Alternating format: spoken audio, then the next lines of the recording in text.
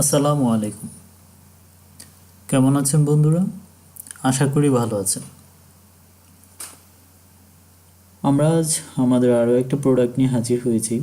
এই প্রোডাক্ট বা অ্যাপ্লিকেশনটা হলো একটা স্মল অফিস বা স্মল অর্গানাইজেশনের এমপ্লয়ি বা স্টাফদের বেসিক ইনফরমেশনগুলো স্টোর করা, তাদের স্যালারি ট্র্যাক রাখা, তাদের জব ট্র্যাক রাখা, তারপর ক্লায়েন্টের অর্ডারগুলো ট্র্যাক রাখা। সো কিছু বেসিক মডিউল নিয়ে আমরা এই ডেমো অ্যাপ্লিকেশনটা বানিয়েছি। তো আমরা যদি অর্ডার পাই, সো আমরা অর্ডারের ভিত্তিতে আমরা প্রপার টাইমের ভিতরে একটা নির্দিষ্ট টাইমের ভিতরে আমরা ইনশাল্লাহ অ্যাপ্লিকেশনটা ডেলিভারি দিতে পারবো। যদি কোনো অর্ডার থেকে থাকে অবশ্যই বলবেন। তো আজকে আমরা যে প্ল্যাটফর্মের উপরে কাজ করেছি এই অ্যাপ্লিকেশনটার জন্য যে সকল প্রিরিকুইজিট আমরা ইউজ করেছি সেগুলো হলো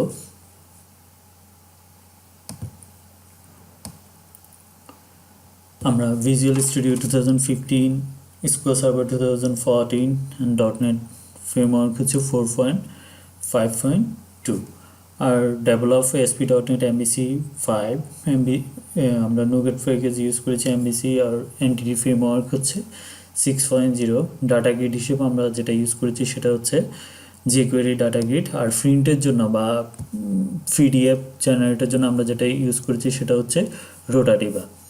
এই হলো আমাদের প্রিরিকুইজিট সমূহ বা আমরা যে সকল প্লাগইন বা টুলস ইউজ করেছি অ্যাপ্লিকেশনটা ডেভেলপ এবং ডিজাইনের জন্য ওইটা।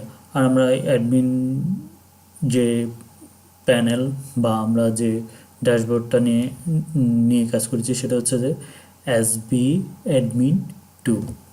সো আমরা চলুন দেখে আমাদের অ্যাপ্লিকেশনটা মূল অপারেশনগুলো। তো আমরা চলুন দেখি আমাদের অ্যাপ্লিকেশনে লগ ইন করি। আমাদের ইউজার নেম দেওয়া আছে, পাসওয়ার্ড দেওয়া আছে, আমরা লগ ইন বাটনে ক্লিক করব। হ্যাঁ, আমরা আমাদের ড্যাশবোর্ডে চলে আসছি। তো আমাদের টোটাল ডিপার্টমেন্ট আছে 3টা, তারপরে টোটাল এমপ্লয়ি আছে 0, তারপর new application 12 and band user. তো এগুলো আমরা পরবর্তীতে এক্সপ্লেন করবো। আমরা শুধুমাত্র অপারেশনটা দেখি কীভাবে টোটাল আমাদের অ্যাপ্লিকেশনটা কীভাবে কাজ করে, আমরা কীভাবে অ্যাপ্লিকেশনটা ইউজ করব মূলত ওইটাই দেখি।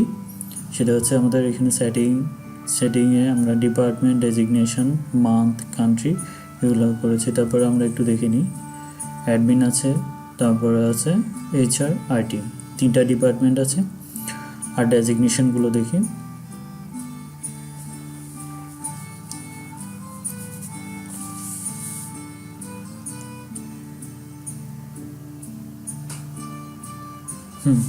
ডেজিগনেশন আছে 4টা। তারপর আমাদের মান্থ আছে। এখানে আমরা মূলত এখানে অ্যাড এবং ডিলিট নিয়ে কাজ করেছি। আমরা পরবর্তীতে যখন এটা আরও এক্সটেন্ড করব তখন আমরা এটা টোটালি ক্রুড অপারেশন নেই করব। আর এখানে কান্ট্রি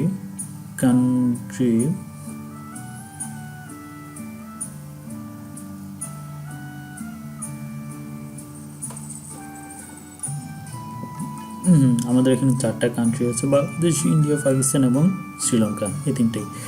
তো আমরা এখানে একটা একটু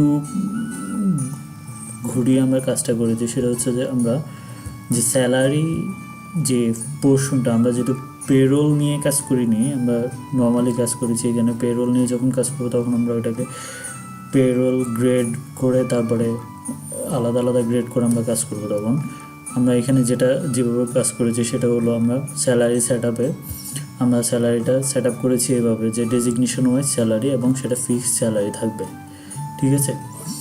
সো আমরা অর্ডারের ভিত্তিতে আমরা ওইভাবে ডাইনামিক্যালি কাজ করে নেব, ঠিক আছে। যদি আমরা অর্ডার পাই, এটা জাস্ট আমরা ডেমো একটা সফটওয়্যার নিয়ে কাজ করেছি আর কিছু। সো এইখানে জুনিয়র সফটওয়্যার ইঞ্জিনিয়ার, তারপর senior software engineer, human resource manager, software engineer, এখানে স্যালারিগুলো আমরা এভাবে ফিক্স করে রেখেছি, ঠিক আছে।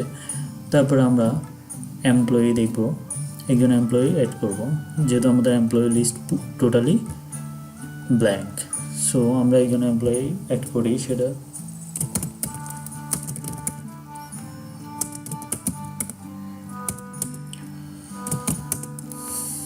আমরা এখান থেকে ডেট পিকার থেকেও নিতে পারি।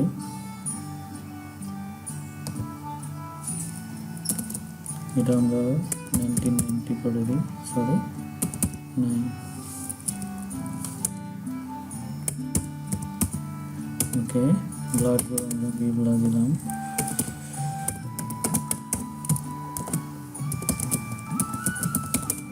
ওকে। আমরা এখানে অ্যাক্সেস দিয়েছি জাস্ট প্রাইভেসির জন্য, ওকে। তারপরে ধরুন সিটিজি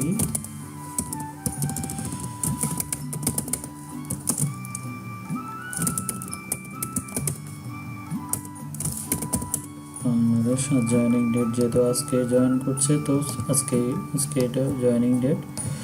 সো এখানে দেখবেন আমরা যেহেতু এমপ্লয়িটা অ্যাড করছি, তো এমপ্লয়িকে যে ডিপার্টমেন্টের এমপ্লয়ি আমরা তাকে ওভাবে অ্যাড করে নেব। সে আইটিতে জয়েন করছে, তারপরে তার ডেজিগনেশন দিব আমরা জুনিয়র সফটওয়্যার ইঞ্জিনিয়ার। দেখেন এখানে অটোমেটিক্যালি তার স্যালারিটা পপুলেট হয়ে যাচ্ছে, এখানে ম্যানুয়ালি দেওয়ার কোনো সুযোগ নেই, যেহেতু আমরা আগে থেকেই স্যালারিটা ওইভাবে ডেজিগনেশন হয়ে সেট আপ করে আসছি। সো আমরা অ্যাড এমপ্লয়ি দিব, ওকে।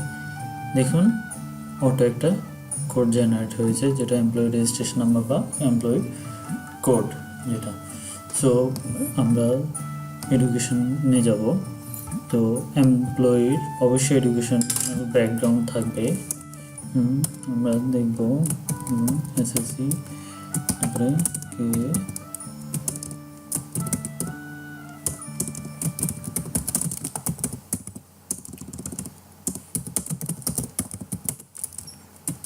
সরি গ্রুপ হবে ধরেন science, high school, duration 10, year of passing ধরেন 2007, অ্যাচিভমেন্ট ধরেন XYZ একটা দিয়ে দিলাম, অ্যাড এডুকেশন, ওকে। একটা এডুকেশন অ্যাড হলো। এভাবে বাকি এডুকেশনগুলো এসএসসি পরে এইচএসসি বা ডিপ্লোমা বা এইচএসসি, তারপরে এরপরে হচ্ছে ব্যাচেলর বা বিবিএ এমবিএ, যেভাবে সেভাবে বাকিগুলো অ্যাড হয়ে যাবে। তারপরে যেহেতু এমপ্লয়ি যদি প্রিভিয়াস তার কোনো জব হিস্ট্রি থেকে থাকে বা এমপ্লয়মেন্ট হিস্ট্রি থাকে, সেক্ষেত্রে তার এমপ্লয়মেন্ট হিস্ট্রিটা অ্যাড করে নিতে হবে, ঠিক আছে। সো আমরা দেখব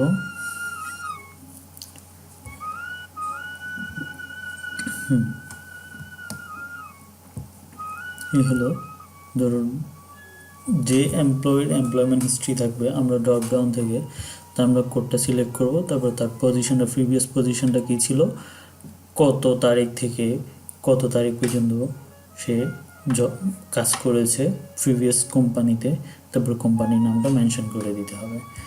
তারপরে দেখুন আমরা ক্লায়েন্ট সেকশনে যাই, এখানে আমাদের একটা ক্লায়েন্ট আছে ধরুন বিএসএরা। তো আমরা নতুন একটা যদি ক্লায়েন্ট অ্যাড করতে চাই, তো সেই ক্ষেত্রে নেম দিতে হবে, তারপর তার মোবাইল নাম্বার দিতে হবে, ইমেল দিতে হবে, অ্যাড্রেস দিতে হবে, এবং সে কোন দেশের ক্লায়েন্ট সেটা মেনশন করে দিতে হবে। তারপরে আমরা প্রজেক্টে যাই, প্রজেক্টে ধরেন ওয়েবসাইট একটা আছে, ডেইলি এক্সপেন্স একটা আছে, তারপরে প্ল্যাটফর্ম, ঠিক আছে।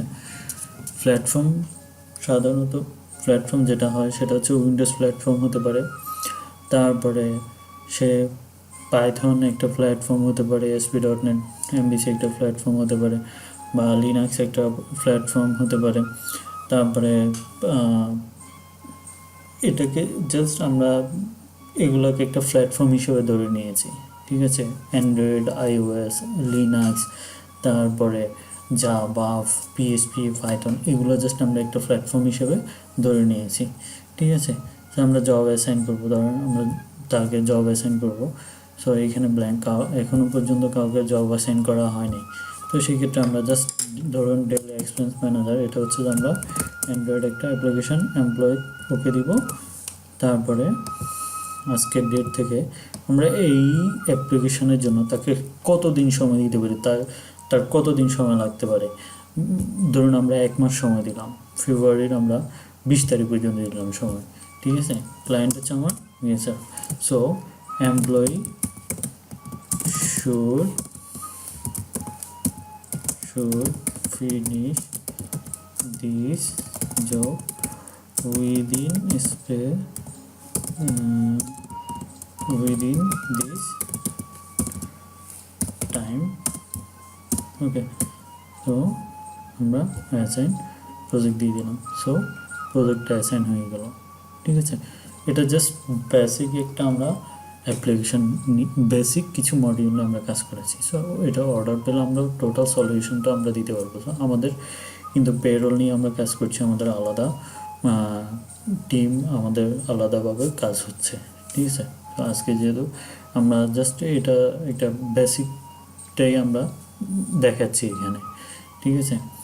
তারপরে স্যালারি, তো পে স্যালারিটা, তাকে আমরা স্যালারিটা কীভাবে দেবো সেটা হচ্ছে আমরা একটা স্যালারি জেনারেট করবো। আমরা যখন ওর কোডটা যখন ড্রপডাউন থেকে সিলেক্ট করবো, সাথে সাথে তার নেম, তার ন্যাশনাল আইডেন্টিটি, তারপর তার ডিপার্টমেন্ট কী ছিল, ডেজিগনেশন কী ছিল, তার স্যালারি, বেসিকটা হচ্ছে তার স্যালারি 15,000। এখন আমরা যদি ক্যালকুলেট করি তার স্যালারি কত হয়, তার ট্রান্সপোর্ট অ্যালাউন্স এত, তারপরে নেট গিয়ে এত হচ্ছে, তার ডিডাকশন হচ্ছে 21,000 থেকে 3,150 মাইনাস হচ্ছে, মাইনাস হয়, এটাই হচ্ছে তার নেট স্যালারি। এখানে প্রভিডেন্ট ফান্ড বা তারপরে অ্যাডভান্স ইনকাম ট্যাক্স এগুলো কাটা যাচ্ছে। সো আজকে যেহেতু আজকের ডেটে স্যালারি দিচ্ছি, সো আমরা আজকের ডেটে মেনশন করব। তাকে পেমেন্ট টাইপে কীরকম দিচ্ছি, তাকে ক্যাশ দিচ্ছি না চেকে দিচ্ছি না ক্রেডিট কার্ড বা মাস্টার কার্ডে দিচ্ছি। তো আমরা এখানে ক্যাশ সিলেক্ট করব।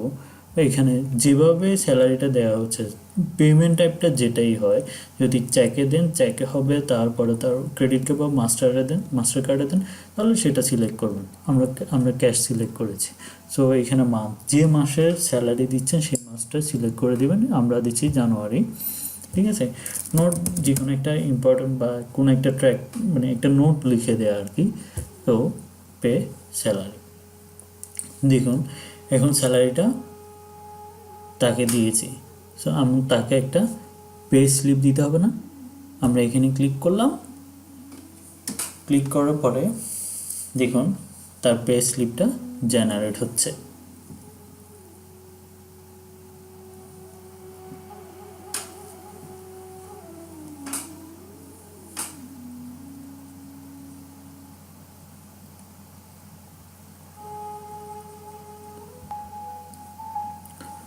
এই হলো পে স্লিপ, ঠিক আছে। এটা A4 সাইজে করা আছে। সো আমরা যদি চান আমরা স্মল সাইজে আমরা করে দিতে পারবো, ঠিক আছে। এটা হচ্ছে A4 সাইজে করা, ঠিক আছে। সো এখান থেকে আমরা প্রিন্ট বাটনে যদি ক্লিক করি এটা প্রিন্ট হয়ে যাবে, বা এটাকে যদি আমরা PDF আকারে সেভ করে রাখতে চাই সেটাও করা যাবে, ঠিক আছে।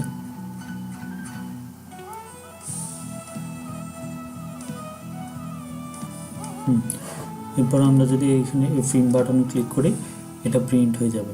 যদি আমাদের প্রিন্টার সেট আপ করা থাকে, আইদার আমরা এটা ডিরেক্টলি পিডিএফ আকারে এটা লোকাল মেশিনে এটা স্টোর হয়ে যাবে, ঠিক আছে। সো আমরা যেহেতু এখন প্রিন্ট করবো না বা সেভ করবো না, আমরা ক্যান্সেল দিয়ে দিব, ঠিক আছে। আমরা ব্যাকে চলে যাচ্ছি।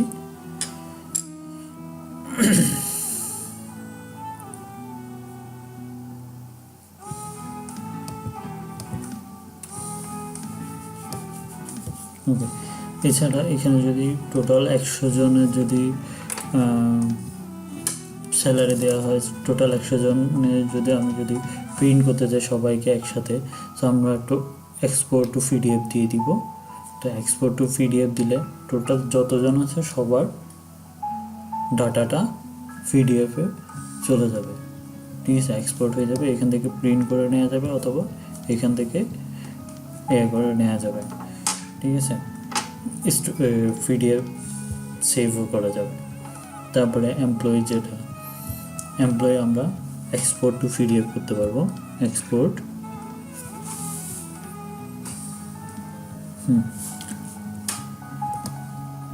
এই হলো এমপ্লয়ি লিস্ট। এখানে যেহেতু একজন এমপ্লয়ি আছে, সো এখানে একজনে দেখাচ্ছে, ঠিক আছে। যদি দুইজন হতো তাহলে দুইজনে দেখাতো, ঠিক আছে।